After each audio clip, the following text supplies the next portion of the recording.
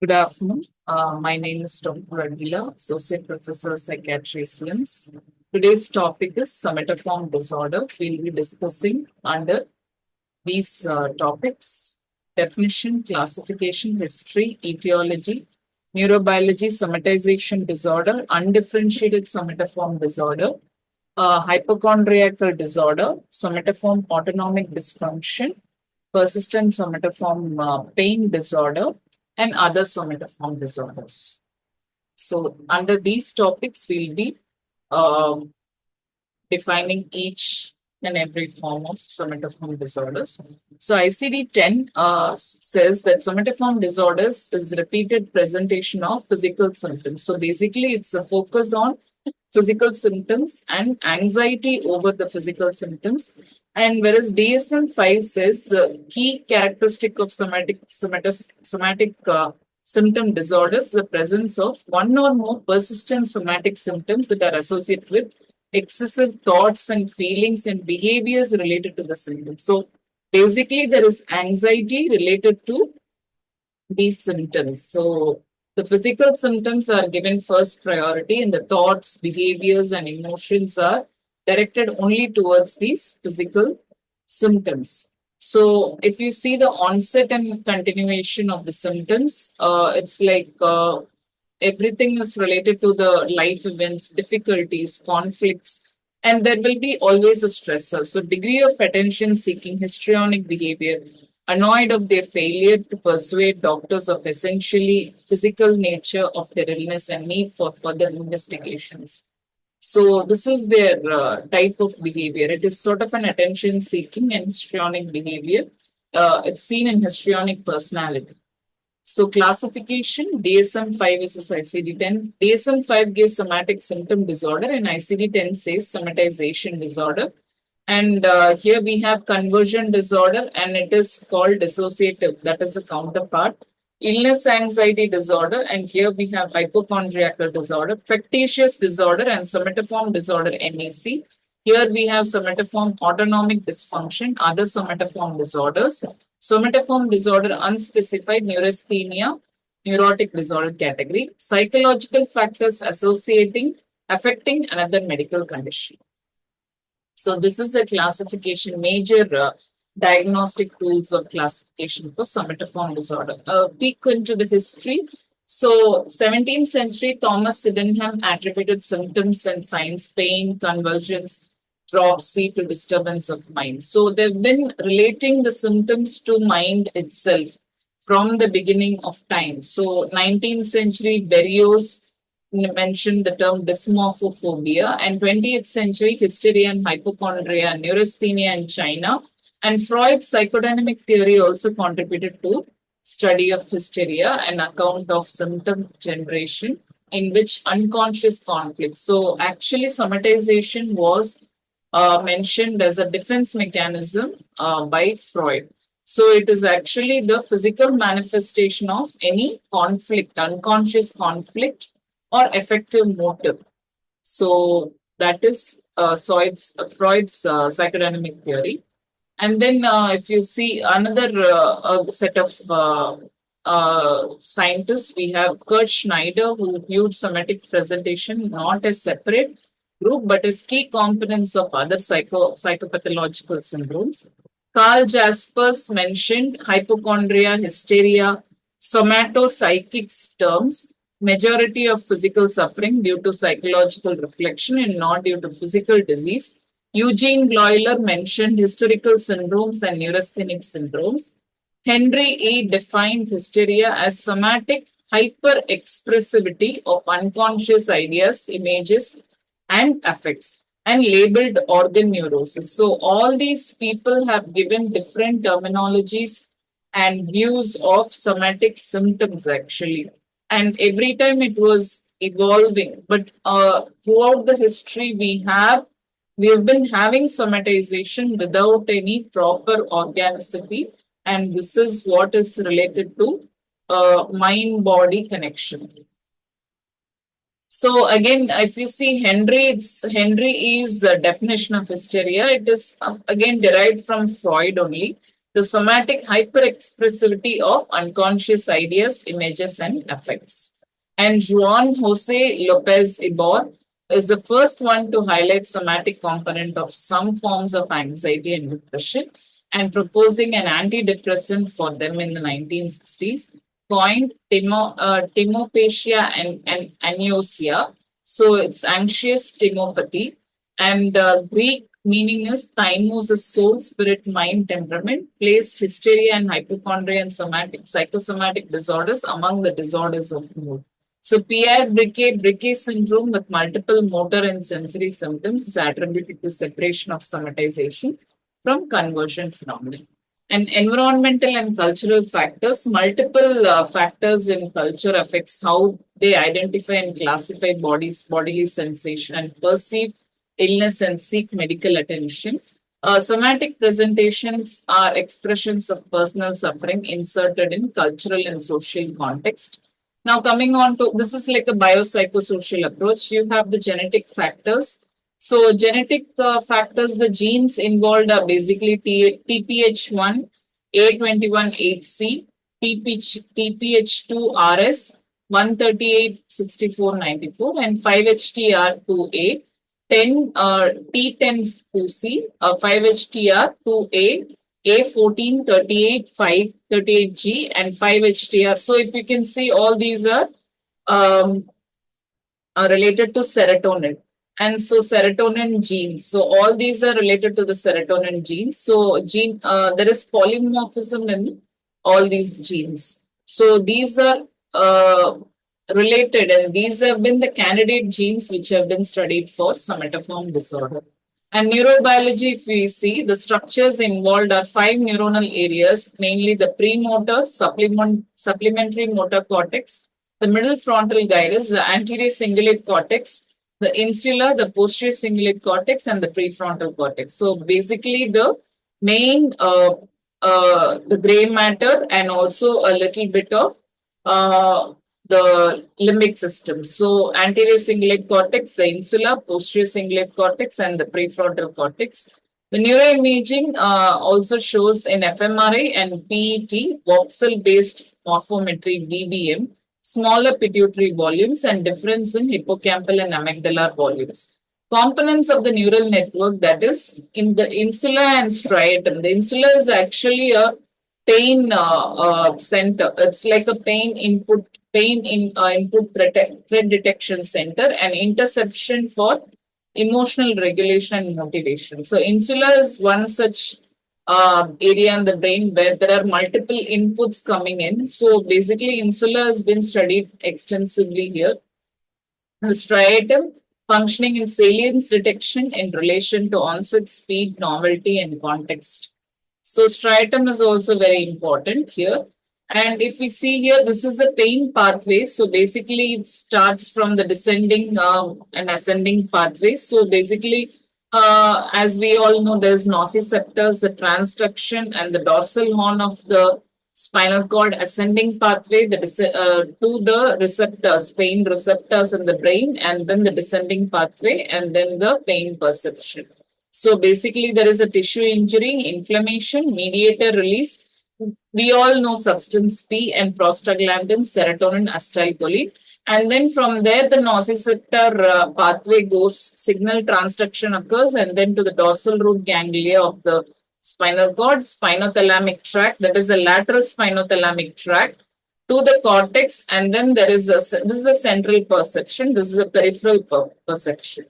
And here we have the thalamus. Thalamus, the inhibitory mediators, opioid, peptides, norepinephrine. These are the neurotransmitters involved, and brainstem, and then again it is perceived as pain. Now the interpretation in the brain happens through the spinal cord, that is the spinothalamic tract.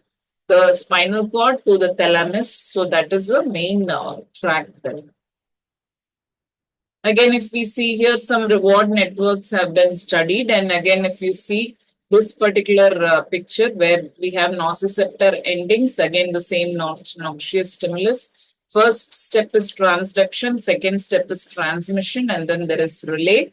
Then there is interpretation and integration. So whatever we have seen in the last picture, this is an actual elaboration of the different mechanisms that are acting for pain pathway. So transduction, transmission, relay, interpretation, that is at a central level, and then the modulation of this. So if you can see the areas, this is the periaqueductal gray area, the amygdala, the PFC, prefrontal cortex, anterior cingulate cortex, insula, thalamus, all these act for the pain pathway to act. So a major regulatory pathway is a descending pain modulatory system. Here we have seen this DPMS. So the DPMS acts as a central relay for in the DLPFC, that is a dorsolateral prefrontal cortex, rostral anterior cingulate cortex, amygdala and hypothalamus, and rostral ventromedial medulla (RVM) and PAG matter. So the same thing we have explained here. And in RVM, the rostral ventromedial medulla, the serotonin can inhibit 5-HT1 receptors or facilitate 5-HT2 and 5-HT3 receptors, spinal neuronal activity. Endorphins also have bidirectional effects, like while noradrenaline has inhibitory activity through alpha-2 adrenoceptors. So DPMS is a powerful system that is recruited for inhibitory pain inhibiting features when subjects are distracted from pain and imbalance in the system, too much facilitation and not enough inhibition. So this is actually the explanation for somatization itself. Why the pain occurs without any proper organicity is that because of the too much of facilitation and imbalance due to too much of stress. So that can lead to an imbalance, especially the neurotransmitters involved are serotonin. So again, we can correlate with the genetic factors. Serotonin genes were the maximum that were involved. And that is the reason we can correlate here and we can find out that too much of depression or too much of low mood, and that can also be correlated along with the comorbidity presentation of somatization and depression.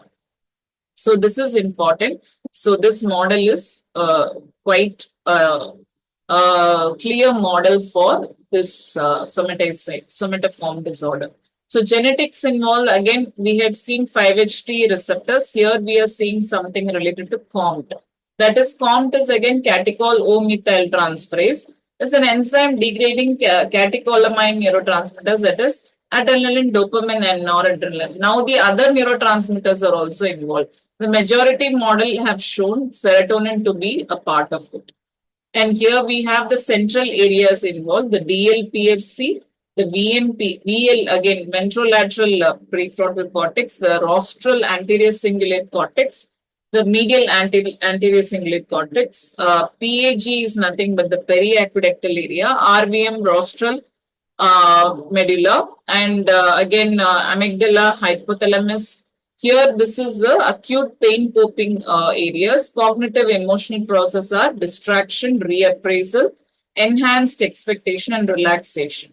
So what we have is the DPMS working for us here. It's trying to create a balance despite all these areas are working in acute pain. Something we do like a distraction, like an application of local ointment, reappraisal. Okay, I divert my attention from the pain, enhanced expectations, so relaxation. All these are the cognitive emotional processing during the pain. But in chronic pain condition, everything becomes like a total emotional, behavioral, and action level change. So there is magnification as a cognitive distortion, hypervigilance, reduced mental flexibility. A patient with chronic pain itself, you can see them. Like if you have relatives with you, or also someone who's suffering for a long term, like a patient themselves, like they can see them catastrophizing. All these are where this cognitive distortion that has happened over the period of time, and depression, anxiety, perpetuating intrusive thoughts, conditioning of negative expectations, deficit of memory extinction, and reduced relief response. So mainly, again, this if you see the Pathology in the brain, again, there'll be over a period of time, there'll be an atrophy also. PFC atrophy, hippocampus volume reduction, central sensitization or deficiency of descending pain modulation, and corticostriatal connectivity. So all these can also happen. And biological factors, if we see somatic and functional somatic syndromes relate to proprioceptive acuity and autonomic and proprioceptive responses and HPA abnormalities. Trail study shows that between cortisol responses and certain clusters of functional symptoms, and epidemiological studies, familial predisposition to fibromyalgia, and studies in 1950s and 60s show conduct disorder in childhood, hysteria in adolescence, somatization disorder, antisocial personality in males are also associated with hysteria and hysteria in female relatives.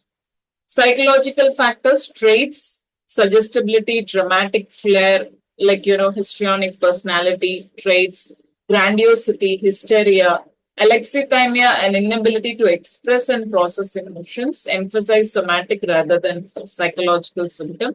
Labile indifferent is a paradoxical absence of distress, despite having a serious medical condition or a health-related symptom. Attitudinal and behavioral factors, learned behavior, secondary psychological gain, and advantages derived from the sick role. So they play a sick role and they want that attention seeking behavior and becomes a learned behavior as well. Like modeling can also be there in this. And initiation maintenance factors, these stand as initiation. The sick role is basically the initiation and maintenance factors. And then here we have the aggressive, the psychodynamic theory says the aggressive and hostile wishes towards others are transferred through repression and into physical complaints. So repression and displacement. So this is very important. And anger from past disappointments, rejections, losses are expressed and present by help seeking and concern. So SD is the defense against guilt, inborn badness, low self-esteem, and sign self-concern. So all these are actually the psychodynamic theory for somatization. And it is a deserved punishment for past wrongdoing and sense of wickedness or sinfulness. So all these are other psychodynamic theories. So coming on to clinical features, somatization disorder, if we see multiple recurrent and frequent changing physical symptoms, more or less than 2 years, refer to a part or system, GI sensations, abnormal skin sensation, blotchiness, refuse to accept reassurance, impaired family and social functioning. In undifferentiated somatoform disorder, multiple varying and persistent but complete clinical picture of SD, forceful and dramatic manner lacking, complaints few in number, impairment of social and family functioning, no physical basis for the symptoms. And clinical features for hypochondriacal disorders focused on one or two organs or systems, physical disorder, disfigurement named by patient, and impairment in physical functioning. So, in difference between the somatoform and hypochondriasis itself, in hypochondriasis, it's the entire organ itself that is involved. That is one or two organ or the entire system, say CVS, say CNS, say you can see digestive system ailments, you can say CNS, you can say RS. So all these systems are getting involved and the focus is on one or two organs. So impairment in physical function and health-related quality of life. So quality of life is totally disrupted in such patients more than somatoform disorder. And health concerns disrupt interpersonal relationship, family life, and occupational performance. Without any organicity, they're preoccupied with one particular system. So that is classic of hypochondriacal disorder. And somatoform autonomic dysfunction, symptoms are presented if due to a disorder of system under ANS, like for example, cardiac neurosis, gastric neurosis, nervous diarrhea, psychogenic hyperventilation, and objective signs of autonomic arousal. So this is somatoform autonomic dysfunction. So all the autonomic, like cardiac neurosis, like I'm having palpitations, I'm having diarrhea, like a nervous diarrhea, I'm having a hyperventilation, like whenever I'm anxious. So all these are symptoms of somatoform autonomic dysfunction. Again, clinical features, if we see persistent somatoform pain disorder, persistent, severe and distressing pain can't be explained by physiological process or physical disorder. Pain associated with emotional conflict or psychosocial problems resulting in marked increase in support and attention. So that is important for persistent somatoform pain disorder. So the pain is the main component in persistent somatoform pain disorder. And functional somatic syndrome, in which the absence of gold standard against which specific diagnosis can be confirmed or ruled out. So there's no actually a typical gold standard diagnosis for diagnostic tool for this. So no consistent explanation is originating from physical or laboratory assessments.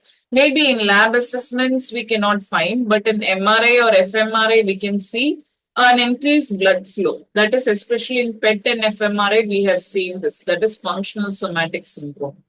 So presumed mechanisms again, symptom amplification, muscle contraction, catecholamine release, neurobiological dysfunction, neurological hyperactivity, like I said, increased blood flow and elevated cortisol. These are two things that are always connected. So simultaneous, multiple, unexplained physical symptoms from different organ systems. High level of psychiatric symptoms and comorbidities, response to CBT and your antidepressants can be there. So across the medical specialty, so they always go to all the different medical specialty. They go to cardiology, they go to dentistry, they go to ENT, gastroenterology, internal medicine, neurology. Like if we see cardiology, they have chest pain, non-cardiac pain, and mitral valve prolapse. And ENT, if we go tinnitus, dizziness, globus syndrome. Gastroenterology, irritable bowel and non-nuclear dyspepsia. Internal medicine, then again chronic fatigue syndrome, chronic Lyme disease, hypoglycemia, chronic candidiasis, and military medicine like Gulf War syndrome, like PTSD. So that is important. And then in orthopedics, carpal tunnel syndrome, chronic low back pain, plastic surgery, silicone associated connective tissue disease, and pulmonary medicine, dyspnea, habit, cough, laryngeal dysfunction, and urology, interstitial cystitis. Now, in somatization disorder, here somatization is used as, again, we have seen this. This is just a repetition.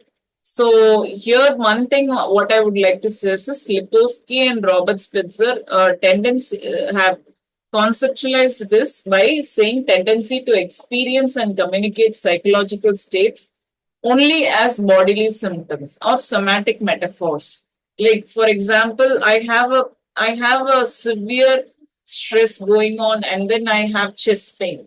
So that particular the stress is like a somatic metaphor in the form of chest pain. So that is how Lipowski said, and Robert Spitzer also said RBC. He has coined the term somatoform. So again, infantile, so it is used as defense. I already mentioned Sigmund Freud has already classified it as a defense. An infantile somatic response are replaced by thoughts and affect during the development, regression to earlier somatic forms, and response may result from unresolved conflicts. So epidemiology, if we see, then prevalence is 4 to 6%. Women have higher prevalence than men. Onset is at any age 20 to 30 years.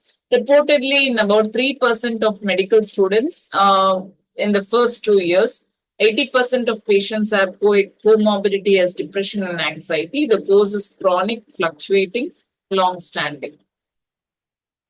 So here is a study done by the correlates of somatization disorder, and we found out that poverty is a major contributing factor. Higher prevalence in adult population reflect impairment of working population, impact on national economy. So poverty is a major contributing factor for SD, causing double impact on economy. So this is a study that was done on somatization and correlates. So again, diagnostic criteria, if we see in DSM-5, it's always somatic symptom disorder. It's SSD, and here it is somatization disorder. And the duration is 6 months or more, and here it is 2 years or more. And symptoms are preoccupation. Like I mentioned in the very first slide, it's preoccupation or the anxiety related to the somatic symptoms and anxious about symptoms and health. Time and energy devoted to these symptoms. Somatization disorder, recurring symptoms, symptoms frequently change, prolonged involvement with medical system, high use of healthcare, symptoms needed more than one, and we have to exclude all this malingering in ICD-10. Psychosocial impact, distress or impairment, same here. Social, interpersonal, and familial disruption. Symptom specifier with pain predominant. Severity specifiers are very common in DSM-5. So mild is one symptom, moderate is more than or equal to two, and severe is more than equal to two symptoms with multiple somatic symptomatic complaints and or one that is severe. Post specifies persistent more than 6 months, severe symptoms and impairment. Here it is severity specifiers. We have undifferentiated somatoform. We have less severe symptoms. Somatoform autonomic dysfunction, autonomic arousal symptoms, or other less specific complaints, and persistent somatoform pain disorder. Pain is a predominant symptom. So again, here is a comparison. In comparison, we have DSM-5 and ICD-11. Now, the new terminology we have bodily distress disorders. So this is a new terminology of ICD-11. Diagnostic criteria, one or more distressing symptoms, excessive attention on the symptoms, not alleviated by reassurance after clinical examination and investigations. Specifier is none. Subcategories have been removed. And hypochondriasis has been moved to OCD and related disorders. Severity is mild, moderate, severe. So this will be the newest terminology, bodily distress disorders. As we can see, the differential diagnosis, illness anxiety disorder, emphasis on fear of having disease rather than about many symptoms, complaints of fewer symptoms and concerned about being sick. So conversion disorder, again, it is actually the functional neurological disorder in which there is neurological symptom presenting, and body dysmorphic disorder where we see a wish to appear normal despite having a normal appearance. So the cause and prognosis, cause is episodic, month to years, association of exacerbation of symptoms, somatic symptoms, psychological stressors. 33 to 50% improve significantly, good prognosis, responsive anxiety, depression, sudden onset, personality disorder, and absence of related or non-psychiatric medical condition. So most children with SD recover by late adolescence or early adulthood. So these are the some of the symptomatic scale, somatic symptom scale. Basic information, we have these two scales which are being used now frequently, PHQ-15, and if you can see all sorts of somatic symptoms have been used. Stomach pain, back pain, pain in your arms or legs, menstrual cramps, headache, chest pain, dizziness, fainting spells, etc. So treatment part, we are coming to some of the elements of CBT such as dairy keeping should be incorporated, exercise, yoga, relaxation, meditation, massage, insight-oriented psychotherapy, behavior therapy, cognitive therapy, and hypnosis. The use of brief consultation letter intended for primary care physicians. Consultation letter provides with do's and don'ts regarding their encounters with patients with multiple medically unexplained symptoms. So this is very important. MUPS is called medically unexplained physical symptoms, and we have to give a consultation letter to the primary caring physicians because they have this tendency to seek doctor. They need medical attention. So they keep going to them. So we have to give them a do's and don'ts list. So IPS guidelines, if you see the evidence-based psychotherapies in individual somatoform disorders, that is a somatization disorder. If we see, we are going to only have this as a baseline. So somatization disorder, undifferentiated somatoform disorder, therapy, if we see, first line is psychoeducation. And active components are emphasize the mechanism of symptoms that can cause, encourage, and coping skills, working on the coping skills existing for individual and group format. It could be done as individual therapy or group therapy. And the next option we have is first is psychoeducating, second is brief intervention comprising of psychoeducation and relaxation therapy and reattribution training. So what happens is here we actually include a relaxation therapy along with psychoeducation. Here empathetically we provide information to a patient, progressive muscle relaxation, and encourage a biopsychosocial approach to the treatment process. So, CBT also targeting catastrophic misinterpretation of symptoms and encourage behavioral activation and functioning. Evidence says that individual CBT may be superior to groups CBT. So, CBT is cognitive behavior therapy. Catastrophic misinterpretation is again one of the cognitive distortion. So this is also a type of CBT where we restructure the cognition. So restructuring is the method we are going to use here. And supportive psychotherapy, listen, validate, and empathize and targeted reassurance of the patient.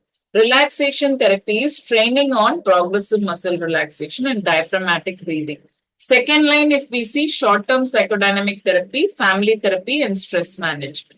So here we see the aim is to seek insight into various unconscious phenomena, while others seek to address alexithymia or difficulty identifying, experiencing emotions. So short-term psychodynamic therapy is such a good technique in which we can address the difficulty in identifying or experiencing emotions. Family therapy and stress management can be other techniques.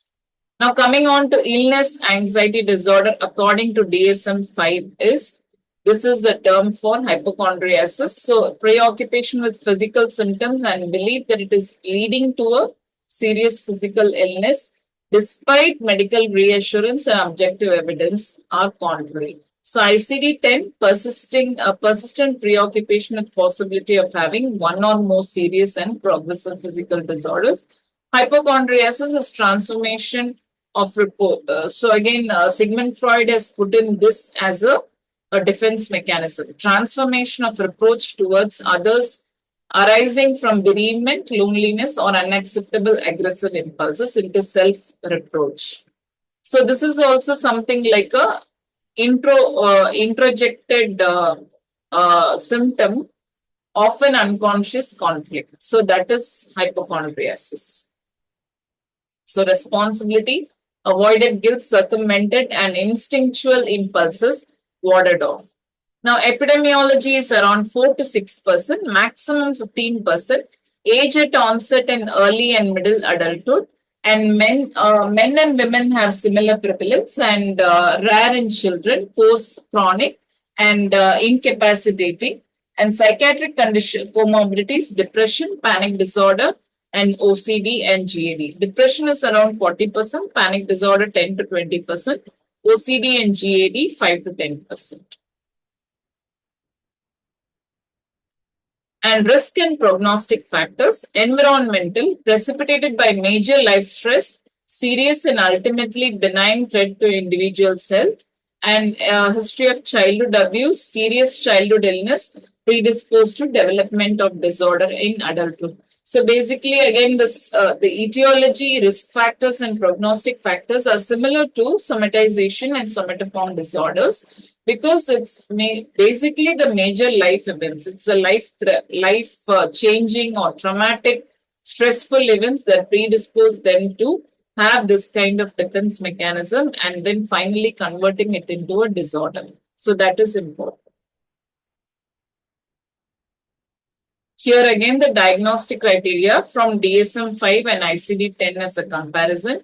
Here again, the duration is more than or equal to 6 months. Symptoms will be preoccupied with having or getting a serious illness without a good reason, anxious about the belief, excess health-related behaviors related to the belief, care-seeking, maladaptive behaviors or avoidance behaviors, and care avoiding. So they focus more on this behavior related to the preoccupation of having a serious illness, like for example, brain tumor.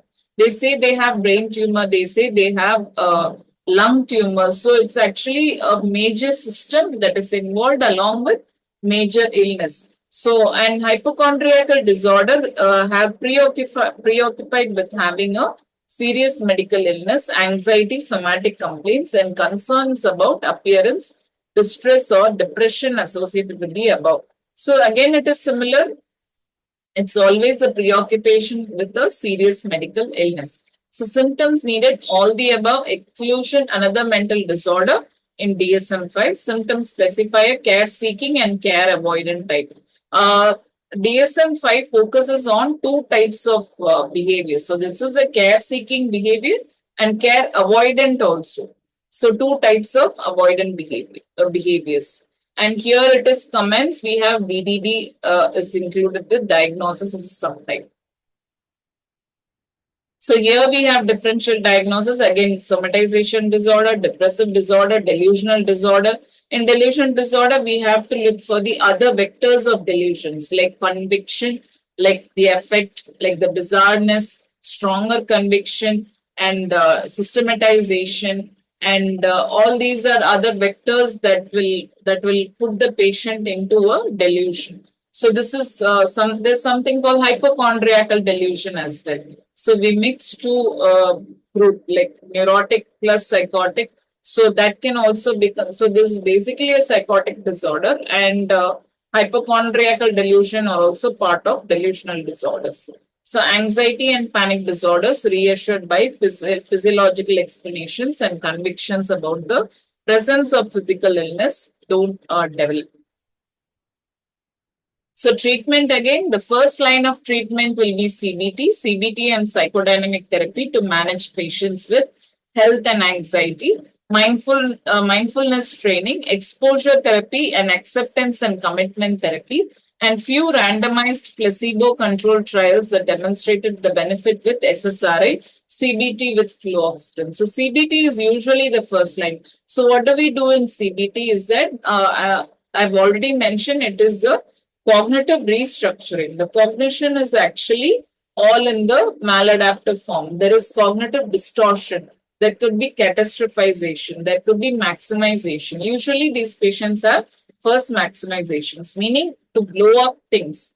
Whichever is small and irrelevant, they blow up things. So that is what is done in CBT. So change the cognition, then the behavior, then the action. So all these are stepwise management. And psychodynamic therapy, we already mentioned here.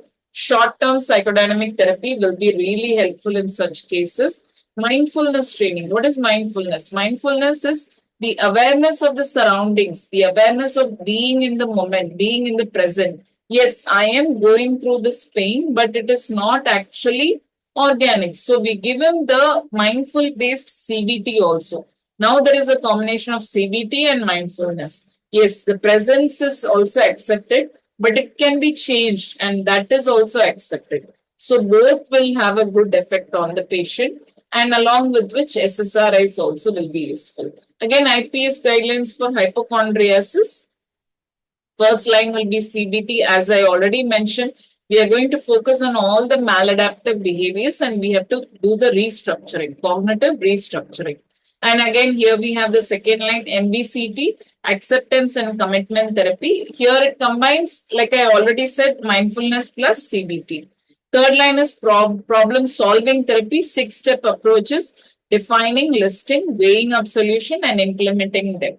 Relaxation therapy, progressive muscle relaxation, behavior stress management, elements of relaxation, problem solving, assertiveness, and persistent somatoform pain disorder. First line is CBT, biofeedback. Second line is family therapy and relaxation therapy.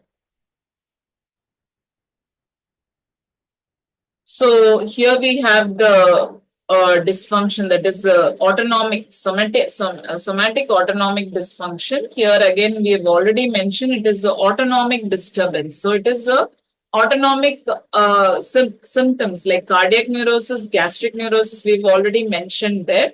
And the first type is subjective signs, and the second type is idiosyncratic, subjective, and non-specific.